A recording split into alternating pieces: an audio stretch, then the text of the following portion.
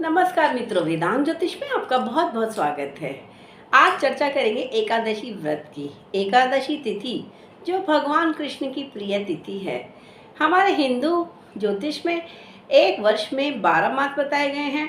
जब सूर्य 12 राशियों में भ्रमण करते हैं तो एक मास बनता है।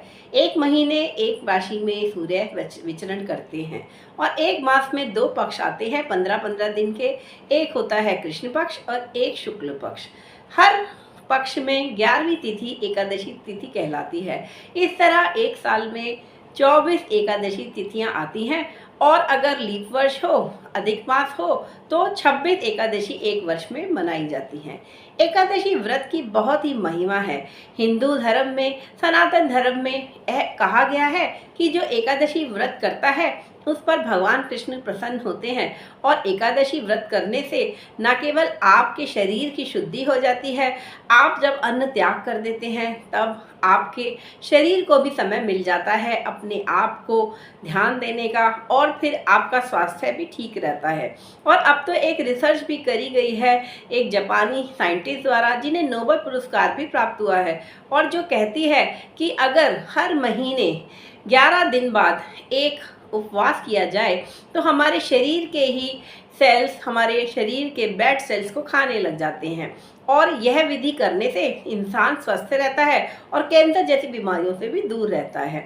तो हिंदू सनातन धर्म में तो हमेशा से ही एकादशी व्रत का महात्म्य बताया गया है, और ऐसा माना जाता है कि एकादशी व्रत करने वालों को सभी तरह के पापों से मुक्ति मिलती है तथा उसको पुण्य बल भी मिलता है, और इसीलिए उसको घर में सुख समृद्धि, स्वास्थ्य, धन और यश प्राप्त होता है। एकादशी तिथियां अपने नक्षत्र के कारण अलग अलग नामों से जानी जाती हैं, जैसे जया, विजया, पापनाशिनी एकादशी, जयंती एकादशी, और इसी तरह अपरा एकादशी जून महीने में आने वाली है। अपरा एकादशी, और अपरा एकादशी का व्रत करने का अर्थ है कि आपको अपार कृपा प्राप्त होगी भगवान कृष्ण की। अगर आप एकादशी का व्रत करते हैं, अर्थात आप इस दिन अन्न त्याग करते हैं और भगवान कृष्ण के नाम का जाप करते हैं, विष्णु सहस्त्र नाम का पाठ करते हैं, और साथ ही दान इत्यादि कर कर अपने आप को षड्रिपियों काम, क्रोध, लोभ, मोह, मद, मत्सर से बचाते हैं, और ऐसे लोगों से भी वार्तालाप नहीं करते जो इस तरह के षड्रिपियों के साथ जीते हैं, तो अवश्य ही वह दिन आपका पूर्ण उपवास के साथ, भगवान के वास के साथ आपको एकादशी व्रत का फल देके जाएगा। अगर एकादशी 2 दिन पड़ती है तो कई बार लोग पूछते हैं कि हम किस दिन एकादशी व्रत करें। तो ऐसा माना जाता है गृहस्थों को पहले दिन एकादशी करनी चाहिए, और जो सन्यासी हैं, पूर्ण तथा पूर्ण वैष्णव हैं, उनको दूसरे दिन पड़ने वाली एकादशी व्रत को करना चाहिए। साथ ही एकादशी व्रत के दिन किया गया दान बहुत ही अधिक महात्म्य रखता है। एकादशी व्रत करने के पीछे एक कथा भी है कि भगवान विष्णु जब देवताओं के कहने पर मूर दानव को मारने के लिए युद्ध के लिए अग्रसर हुए, तब उनके बीच और ब्रह्मा वंश के मूर दानव के बीच यह युद्ध कई हजार वर्ष चला, और तब जब कोई भी हार नहीं मान रहा था, तब भगवान विष्णु ने युद्ध नीति को बदला और वह एक गुफा में जाकर सो गए, यह दिखाने के लिए कि वह अब युद्ध में इंटरेस्टेड नहीं है। और इसीलिए तब मूर दानव ने जब उन्हें मारने के लिए आगे प्रहार किया, तब भगवान विष्णु के 11 स्थानों से एक कन्या का जन्म हुआ, जो कि उनकी 11 इंद्रियों का निग्रह था, और 11 इंद्रियों के निग्रह से पैदा होने के कारण उस कन्या का नाम एकादशी पड़ा। उस कन्या ने अपनी एक हुंकार मात्र से मूर दानव का अंत कर दिया, और फिर एकादशी पर प्रसन्न होकर भगवान विष्णु ने उसे वरदान दिया कि जो भी इस तिथि पर, जिस दिन एकादशी का जन्म हुआ, उस दिन अगर व्रत करेगा, उपवास करेगा, दान करेगा, तो अवश्य ही भगवान उसके जीवन से विपत्तियों का नाश करेंगे तथा उसे आर्थिक संकट से उबारेंगे, उस पर अपने कृपा बरसाएंगे, उसको धन, यश, सुख, समृद्धि, स्वास्थ्य प्रदान करेंगे। और इस प्रकार एकादशी का प्रचलन, एकादशी व्रत को करने का प्रचलन हमारे सनातन धर्म में शुरू हुआ। ऐसा माना जाता है कि प्राचीन काल में कई मुनि भी इस व्रत को किया करते थे। आश्रमों में भी यह व्रत किया जाता था। एकादशी व्रत के बारे में तो यह भी कहा गया है कि अगर आप 1000 गऊओं का दान करें और वह गऊओं का दान आप एक अच्छे वेद पाठी ब्राह्मण को करें। साथ ही अगर आप बहुत ही अधिक पुण्यों का काम करें तो उन सारे 1000 पुण्यों का फल भी एक दिन के एकादशी व्रत से कम होगा। एकादशी व्रत करने वाले को कभी भी किसी तरह का शत्रु परेशान नहीं करता। एकादशी व्रत करने वाला सभी विश्व के सभी लोगों पर परस्पर प्रेम रखता है तथा उनसे किसी से भी दुश्मनी शत्रुता नहीं करता।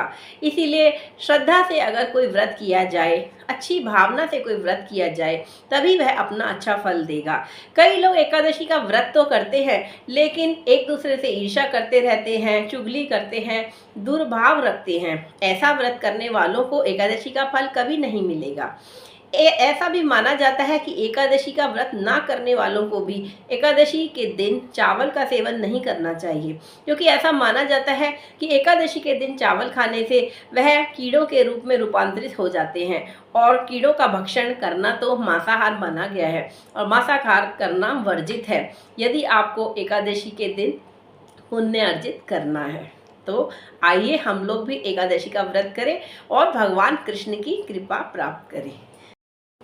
एकादशी तिथि अगर पूर्व तिथि से बद्ध हो तब उस दिन का व्रत नहीं किया जाता और ऐसा माना जाता है कि अष्टमी तिथि, एकादशी, षष्ठी तिथि और चतुर्दशी तिथि, इन तिथियों पर अगर वह पूर्व तिथि से बद्ध हो तब व्रत नहीं किया जाता। और साथ ही त्रिस्पृशा एकादशी, जिसमें न केवल पूर्व काल में होती है एकादशी, मध्यकाल में द्वादशी और दिन के अंत में अगर त्रयोदशी लग रही हो तो ऐसी एकादशी व्रत करने पे तो 1000 गुना एकादशियों का फल मिलता है। इस प्रकार हर एकादशी के बारे में अलग अलग कथाएं हैं और अलग अलग तरह से भगवान विष्णु के विग्रहों की पूजा की जाती है। अपरा एकादशी आ रही है और अपरा एकादशी के दिन अगर आप भगवान कृष्ण के वामन अवतार में उनकी पूजा करें तो आपको अवश्य ही भगवान प्रसन्न होकर कृपा करेंगे। तो जय श्री कृष्णा और एकादशी व्रत कीजिए और पुण्य कमाइए। हमारे सनातन धर्म में व्रत का फल का भी देना, दान करना बहुत ही श्रेयस्कर बताया गया है। कई बार जब आप एकादशी व्रत या किसी अन्य व्रत का पालन करते हैं और आपका कोई सगे संबंधी अगर बीमार है या उसको आवश्यकता है सत की, आपके आशीर्वाद की, तब आप अपने एकादशी व्रत का उद्यापन करके अपने उस एकादशी व्रत का फल अपने उस प्रिय संबंधी को या आपके संतान या आपके स्वामी को दे सकते हैं, क्योंकि ऐसा करने से आपके उस उपवास, आपके उस व्रत का फल उस व्यक्ति को मिलेगा। और ऐसा तो माना ही जाता है कि माता पिता जब अपनी संतान के लिए ऐसा करते हैं तो वह संतान बहुत ही अच्छी तरह से उस आशीर्वाद द्वारा फलीभूत होती है। साथ ही अगर कोई पत्नी अपने पति के लिए यह व्रत का फल दे तो अवश्य ही पति को सुख समृद्धि स्वास्थ्य प्राप्त होता है। तो ऐसा आप कर सकते हैं। और ऐसा भी है कि कई बार संतान अपनी माता पिता के स्वास्थ्य के लिए यह व्रत का फल दे दे तो माता पिता के स्वास्थ्य में भी बहुत अधिक सुधार आता है। ऐसा हम लोगों ने देखा है, हमारी रिसर्च में पाया है कि जब कोई व्यक्ति सच्चे मन से अपने व्रत का फल अपने सगे संबंधी को देता है तो उस संबंधी को अवश्य ही उससे शुभ फल प्राप्त होते हैं। एकादशी व्रत करने के दिन आप झूठ ना बोलिए, किसी को गाली न दीजिए, किसी के प्रति दुर्व्यवहार ना कीजिए। साथ ही आप इस दिन तैयार किया हुआ अपना जो भी आप फलाहार करें वह अच्छी भावना से करें।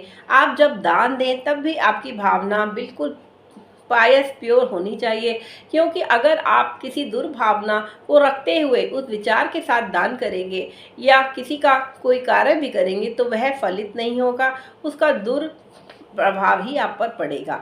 तो इसीलिए इस दिन को माना गया है कि हर महीने की 2 एकादशी के दिन इंसान को अपने न केवल शरीर की पवित्रता के पर ध्यान देना चाहिए बल्कि मन की पवित्रता पर भी ध्यान देना चाहिए। न केवल फलों के सेवन से आपका शरीर शुद्ध होगा, आपके अंदर प्योरिफिकेशन का प्रोसेस स्टार्ट होगा, बल्कि आपका मन भी अच्छे पुराण, अच्छी कथाएं, भगवान विष्णु के नाम का जाप करने से आपका मन भी प्योर हो जाएगा। एकादशी के दिन आप भगवान विष्णु का विग्रह को घर में स्थापित कीजिए। अगर आपके मंदिर में विग्रह ऑलरेडी है तो उनको स्वच्छ कर अच्छी तरह से सजा कर फूल पुष्प नैवेद्य, धूप, अगरबत्ती और भोग द्वारा उनकी पूजा कीजिए, चंदन तिलक लगाइए और साथ ही तुलसी अवश्य ही अपने भोग में, प्रसाद में शामिल कीजिए, क्योंकि भगवान विष्णु को तुलसी अति प्रिय है और भगवान विष्णु का कोई भी प्रसाद बिना तुलसी के पूर्ण नहीं होता। और इस पूजा के बाद जिसमें आप भगवान विष्णु का सहस्रनाम पाठ कर सकते हैं, भगवान विष्णु के मंत्र पाठ भी 108 बार कर सकते हैं तथा साथ ही एकादशी व्रत कथा भी पढ़ सकते हैं। एकादशी हर व्रत की अलग कथा है और इसके बाद आप भगवान को भोग लगाकर शाम को एक समय, अगर आप ना कर सकें तो एक समय आप आहार ग्रहण कर सकते हैं, लेकिन जिसमें अन्न नहीं होगा, आप फलाहार, दूध इत्यादि के पदार्थों का सेवन कर सकते हैं।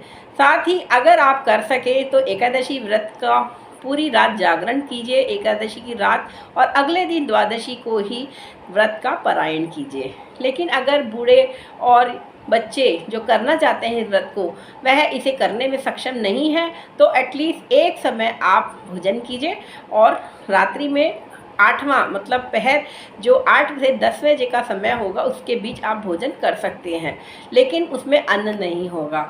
और साथ ही सन्यासियों के लिए दिन का 8वां पहर में ही भोजन बताया गया है, रात्रि में उनके लिए भोजन निषेध है। इसलिए सन्यासी 6 से 8 के बीच जब सूर्य मंद हो जाते हैं तब भोजन कर सकते हैं व्रत में, पारायण में। और गृहस्थों के लिए रात्रि में ही करना भोजन श्रेयस्कर होगा, अगर वह पूरी रात वे व्रत नहीं कर सकते हैं। तो यह है एकादशी व्रत की कथा और उसके बारे में जानकारी। आप सबको एकादशी की बहुत बहुत शुभकामनाएं। धन्यवाद।